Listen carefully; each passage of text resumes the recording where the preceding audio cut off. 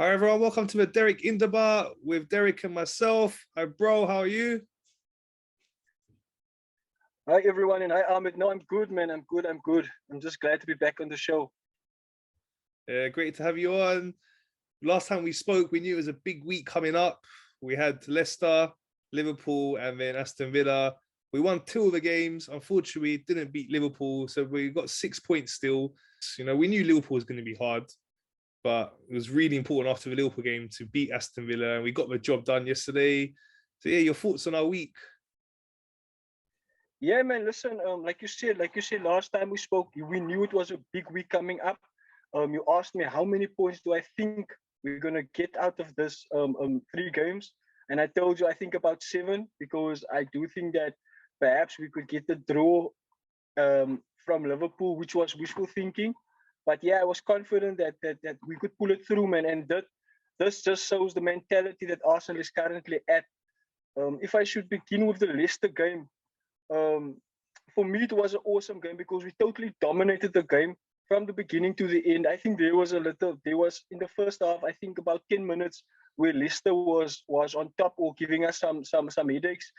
I do think if Jamie Vardy was there though, it would have been a totally different game because I do think that Harvey Barnes does have the pace, but he does not have the street smarts that Jamie Vardy has because he knows how to pickpocket defenses. He knows how to run around the bush. He would have given Gabriel and Ben White a ton of time. Not that I'm saying it was by luck that we won the game because the game was won in the midfield. Thomas Partey and Martin Odegaard. Listen, let's start with Martin Odegaard. I don't know what he ate before he started that game. But if you should see that game that he played against Leicester, he was totally elusive. He was elusive. You was like a ghost on the pitch, man. The only thing you saw him was giving the ball away and receiving the ball again. You don't know how he maneuvered those moves. I was totally shell shocked when I looked at him. I thought this was like Messi at his best, and there's very little players in the world, Ahmed, who have that ability to evade players just with their bodies without even touching a ball. Just the way their body moves, it already puts the player out of out of position. So Martin Odegaard was instrumental. He was tremendous in that game. I would have given him a 9 out of 10. Just for his performance because I thought for myself, listen, he's going to struggle against the likes of Ndidi. He's going to struggle against Tillemans. He's going to struggle against Jamie Madison. He's going to struggle against Pereira. But he took those guys on as if they were nothing. Thomas Partey, on the other hand, man, what can we say about Thomas Partey? It's now 3 games. It's actually now since he came back from the African Cup of Nations when they lost in that semi-final or final. He flew straight back and he wanted to be in that next game. I think it was a small team. I'm not sure which team it was, but we lost that game. And then there was an emoji of Thomas Partey sitting there and thought, yeah, I flew back from Ghana to see this crap happening. But anyhow, that's besides the point. After he got into the team, he started playing football. He started controlling that midfield with Zaka playing in a more advanced position. He's the lone man that connects the midfield to defense, and he plays that role. I don't know how he covers those type of grounds. He's also very skillful, and with him and Thomas Odegaard there, our chances of winning a game is much better, as a stat that I saw this morning. Right, I was very positive going into the Liverpool game. I knew that this was going to be a tough time for us against Liverpool, because they are a team that is better than us in every way, shape, or form. As you said, we gave them a fight in the first half. We gave them a real fight. There were parts where you could see in that game. There were parts where Liverpool were very wary of us. They weren't that um um how can you say expensive team pressing us high up. I don't know if it was due to personnel. I don't know if it was due to personnel, but I don't think it was due to personnel because Klopp plays the same system. It doesn't matter who it is. But they were wary of the pressing. They pressed, but they didn't go full out because they were afraid of our counter attack. They were afraid of how we're going to hit them in the midfield. And that I could show that we made progress because Liverpool is actually a little bit afraid of us, and we went to them toe to toe, toe to toe, toe to toe. When the first one went in though, in that calamitous fashion, I knew two things are going to happen here. We're either going to melt down or we're going to stand strong and try to concede as little goals as possible. But I knew we weren't going to be able to score a goal, or I knew we weren't going to be able to take this game to Liverpool, because now it's one goal behind. All the memories came back of the 5-6-7-6-7-0s, and all those sorts of memories came back. You were just thinking now, damage control, right? And that's how we played. We tried to control the damage that Liverpool was to pose against us. The second goal was also a very smart goal from Bobby Firmino, because we know he reads pockets like nothing else. Salah came on. Listen, when it was 1-0, Liverpool were dominating the game, and these guys brought on Salah and Bobby. I knew, it's game over. I told the guys I'm going to go sleep. I actually went to sleep. I think in the 70th minute thereabouts, I actually went to sleep because, listen, I can't put myself through that trauma anymore, man, because I knew coming out of Salah and Bobby, it's trouble for us. But anyhow, we lost the game. And for me, it was important now going into Aston Villa yesterday that we had to immediately after losing that game, delete all thoughts, erase all thoughts of Liverpool. We knew we were going to lose. We can't let that affect our morale. We can't let that affect our upward curve. We can't let that affect our stats. Yeah, it's now a red where it could have been a green because we were green, but it's Liverpool. You can get a red against Liverpool. You can get a red against City. Chelsea and the other teams, no. So yeah, going into the Aston Villa game, I was quite afraid because we played Wednesday night and now we had an early kickoff going away to Aston Villa. Yeah, I was on my nerves a bit, but I knew in the back of my heart, listen, if this boys is not going to let that lose against Liverpool affect their mentality, they just go again. Do what they're doing currently, go again. Play, you can see the boys are starting to believe that they are just as good as the rest. You can see Smith Rowe, Saka, Martinelli, Odegaard, whoever plays in that Arsenal team, they see that they are just as good as a City, as a Liverpool, as a Chelsea player, because they have that confidence now, and that's what winning does to a team. That's what consistency does to a team. That's what doing what you do week in, week out, starts to pay off. It starts to pay off. You can actually see the Arsenal players are actually fitter also now. With this new system that we are playing, and we do have the lungs. So we went there, we dominated Aston Villa. Coutinho was nowhere to be found. We got the goal back by Saka, star boy. He's just going from strength to strength. He's going away with England. I hope that that injury that he picked up is not going to keep him out. But I think he's going away with England, as most of our team, I think 10 guys has had international call-ups. I'm talking under correction. But I think it was a lot of Arsenal players. Just goes to show the work that Arteta is doing with that Arsenal team. Everyone is seeing what we are currently about. And everyone, not that they are afraid of us, but they are actually starting now to see Arsenal are making progress, in Arsenal are trying to be back where they need to be. As I told the guys, the Arsenal team has been summoned to the old age competition, the Champions League, to partake of that Kumite. So this new lads, they can partake of that Kumite. Yeah, I mean, that's my thoughts on the 3 games, man. Yeah, we really got to give it to Arteta. He talked about when he first came in that he wants to build that unity between the team and the fans. And you can really feel it. You can still have the players celebrated after yesterday's game. You can feel they're playing for the manager, playing for us fans. And you can see his supporters were right behind them. And the atmosphere is really good. Yeah. Listen, man. To be totally honest, I only got the last 20 minutes of the game because I was tied up with commitments. I actually came from the field that time.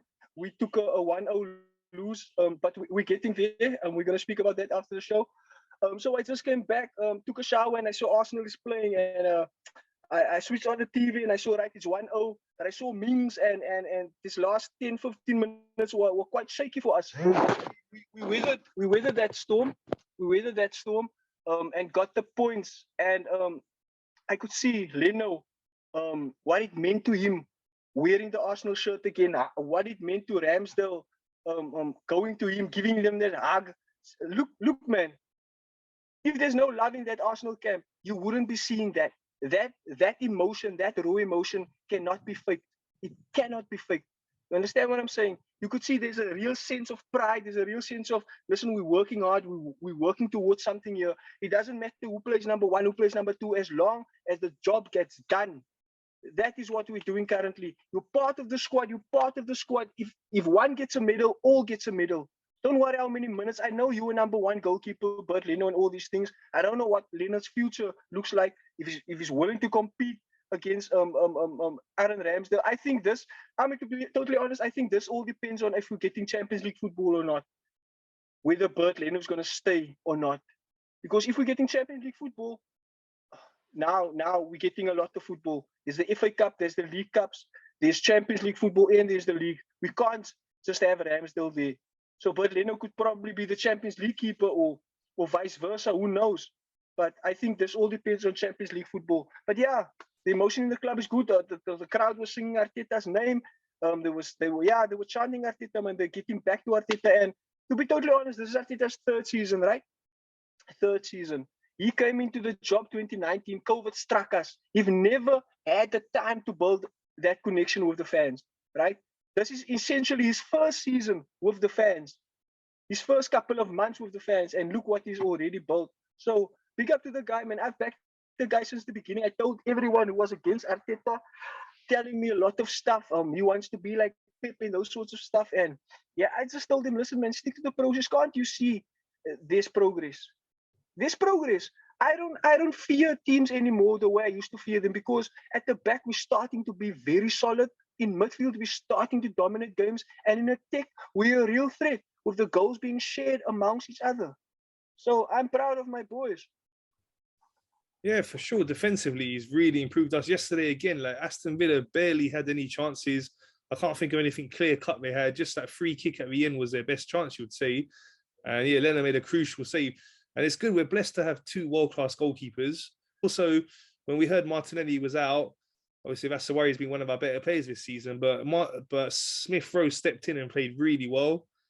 And it shows that we don't have that much depth, but we do have a lot of quality in the team and with the squad players.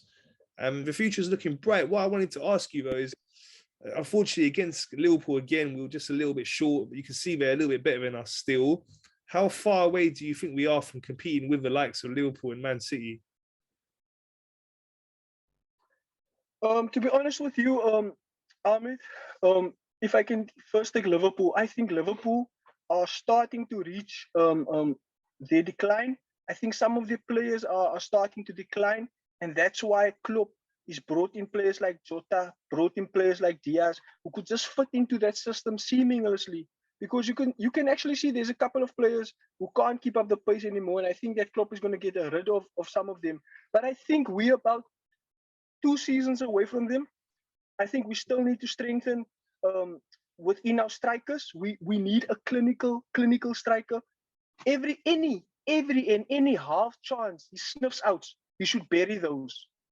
No tap-ins should be left. You understand what I'm saying? Like we currently have, you know what we have in Lacazette, you know what we have in Eddie in Nketiah. These are two workhorses. They will work for 90 minutes. They will have 10 chances, and they will probably bury one if we're lucky. You understand what I'm saying? So in the striking department, we do need to strengthen, like you said. I was always against it. I think that Laka played a good job, but I think there is a role for Laka. I think there's a role for him, but we need a backup striker. We can sell Eddie Nketiah, right? Eddie Nketiah, I don't see him as an Arsenal player for the future. Lacazette can end his career with us. We can give him another year extension on his contract if he keeps doing what he does now. But then we need another clinical striker. We need two systems also, because we're currently only playing with the one system. That new striker that we need, he needs to fit into that system. Then in the defense, I think we just need to keep it as it is. Bring Saliba back. I don't know if Mavropanos has been sold or if he's still on our books. If it's him, bring him back and grow those boys. Don't buy in new defenders. We don't need any world-class defenders right now. Do you think we need a new world-class defender?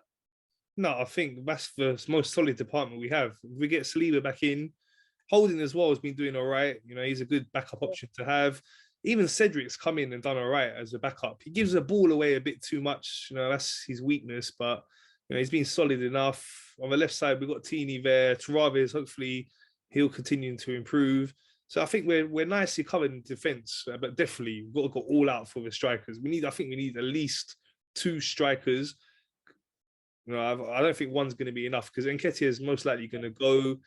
Lacazette, if he stays, I still think we need a couple more strikers, as you said, clinical, real goal scorers that can get about 20 plus goals. So ideally two, but otherwise I'd settle for one really world-class striker, but that's going to cost a lot of money. I don't know what the transfer budget's going to be for the summer. So yeah, let's say we get one world-class striker in, and then we need someone, I think, as much as Xhaka is a good player, I don't think he's right up to the standards we need.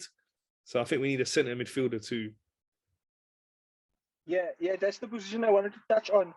Charlie Patino, Sambila Conga, they were dubbed to be the next to in line to take over Zaka's crown. I don't think any one of them is ready yet to fulfill that role. I do think with Odegaard, we do have him there as a dynamic playmaker, right? He's a dynamic playmaker, but we don't have that Awar, we don't have that Madison, we don't have that. You understand what I'm saying? That really attacking midfielder who scores a lot of goals, right? Odegaard, I see him as a goal scorer. I do see him as an attacking midfielder, but I see him more as a magician than anything else, than the one who's going to be consistent in getting us over the line with that attacking play. So I think we need another attacking midfielder. I think Charlie Patino and Sambile Conga could deputize for Partey in that role. But I do think that we need an attacking midfielder. But with Xhaka, the way Xhaka and Partey is playing now, I wish they could have started to play like this 2 seasons ago. They're forming a good partnership in there for sure. And you can say the spine of the team is really strong. So Ben White and Gabriel, really solid partnership with them. Ramsdale behind them. So we're not far off. As you say, I think about a couple of seasons, a couple more transfer windows for Arteta, and we should hopefully be competing for the Premier League with the likes of Liverpool and Man City, and hopefully regularly competing in the Champions League and to win the Champions League. When I see the Champions League draw and I see Chelsea in there, Liverpool, Man City, it makes you really want to be back there. We used to be there not long ago consistently, and we all get into semi-finals, got to a final. We want to see them days come back where we're challenging with the best clubs in Europe. And I think Arteta's, he's taken us down the right path. The process is working. We are getting better. And yeah, just a couple more transfer windows, and hopefully we're right up there competing with the top teams in Europe. So just looking now at the top four situation, so obviously that's our immediate concern now. We must get top four this season. That's going to help us to develop as a team and start competing with the best clubs in Europe. It's looking really good, right? That Villa win was important. We're now in a good position. Again, we've got games in hand on the teams below us. We do have a difficult run-in though. So 10 games left, 6 of them are away. 4 of the games are against our direct rivals. So we got Man United here, Tottenham away, Chelsea away, and West Ham away. So out of them 12 points available, how many do you think we can get? Man United, Chelsea, Tottenham, West Ham. I think we can get 12. That'd be great. But I'll definitely secure top 4. No, listen, I'm going to back up why I say that. Manchester United, yeah, even though they're not good, when it comes to Manchester United and Arsenal, they do play us. They do have a way of getting the goals against us. But listen, man, in the form we should run over Manchester United as if they were nothing. Tottenham is inconsistent, so we're getting 3 points there. West Ham, I don't think they're on our level. As we are playing now, I think we're gonna just demolish West Ham, and then Chelsea is probably gonna be a headache. But I think we do have enough in our cannons to get over Chelsea. So 12 points for me. I'm not seeing any draws there or any losers. That'll be amazing. That should definitely get us into the top 4 then. The situation we're in, we can even get 10 points out of them, 12, and we should still be right. We do have tricky games though. We got the likes of Crystal Palace away as well, Southampton away, Newcastle away as well. So it's a difficult run-in, but the way we're playing, we just got to keep consistent, take it game by game. Next one's Crystal Palace. It's international break, Crystal Palace after that. An important game for the top 4 is 2 of our direct rivals are playing against each other this afternoon. It's Tottenham versus West Ham. What's your thoughts on that game? Tottenham versus West Ham. That's a nice game. I think we could go here for a draw, because that would put both of them just a point within each other. So the one who I think that can win this game would be West Ham, because at the run of form that West Ham is currently in, and Tottenham is inconsistent. I don't see Tottenham getting over the line this season. So I see a West Ham win there 2-1, but in my world, me as Arsenal, I would like them to have a draw. But if someone were to win, I think it's going to be West Ham 2-1. Okay, yeah. Who do you think the biggest danger is for us getting the top four now? Manchester United. Manchester United. If you saw what Ronaldo did against Tottenham, it just goes to show, don't write off this guy. Don't write off United. I know United is crap, but I'm still very wary of them, because once they come up against us, they just shift into another gear. Everything starts to come off for them. VAR starts to help them. The referees is also in there. So yeah, I'm very wary when it comes to playing the likes of Chelsea, Manchester United. You see, but I think that Manchester United is our main threat for the top four. Not Wolves, not West Ham, not Tottenham. Okay, yeah, it's going to be a big game against them here. It's kind of unfair about what's happened. I don't know if you've seen the fixture list, but the game against Chelsea has been rearranged and they put it on the Wednesday night. So it's just 2 days before the game against Man United. And the game against Man United is an early kickoff. So Arteta was really upset about that. And, you know, they could have put our game against Chelsea on the Tuesday to give us a bit more time. But once again, you know, it seems like we're being treated unfairly. But what can we do? We've got to get on with it. Did you see Arteta's comments about that? Yeah, I saw, man, and I also feel the same, man. Listen,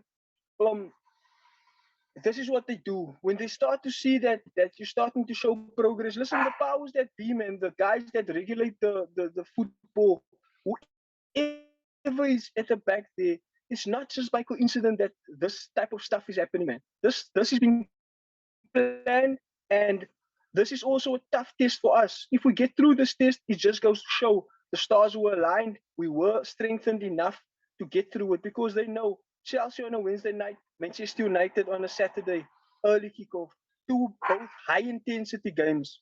They want us to drop points, but we are the Arsenal, man. There's no dropping off points there. We're going through, and if we get through those two games, top four is ours for sure. Yeah, bro. We're at that business end of the season now. Just 10 games to go. The countdown's there. Looking forward to the next few months. It's also really exciting. The Champions League, as I was saying, the draw, watching that. Some big games coming up there. That's going to be exciting to see how all that plays out. FA Cup as well. Seeing the FA Cup going on this weekend.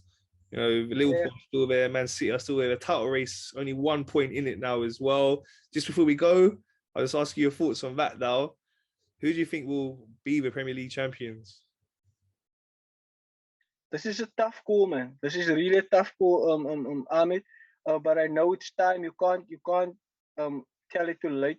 I'm gonna give it to City, man. I'm gonna give it to City. I do think that City and Pep, the experience and the squad depth is gonna get them through. I also think that they have nicer fixtures than Liverpool at the end. So it's a City thing this season for me. Okay, it's going to be interesting. I think it's going to go right down to the wire. You know, you've got to give Liverpool credit. They've closed the gap and they're playing really well. So should go right down to the wire. The top four race looks like it's going to go down to the wire.